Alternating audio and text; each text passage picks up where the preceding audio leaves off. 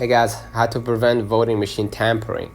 So, ensure voting machines are stored securely and monitored during off hours. Limit access to authorized personnel only and require identification. Conduct routine audits and testing of voting machines before and after elections to check for integrity, and use machines with strong encryption and cybersecurity measures to protect data, and opt for machines that provide a paper trail for verification in case of discrepancies.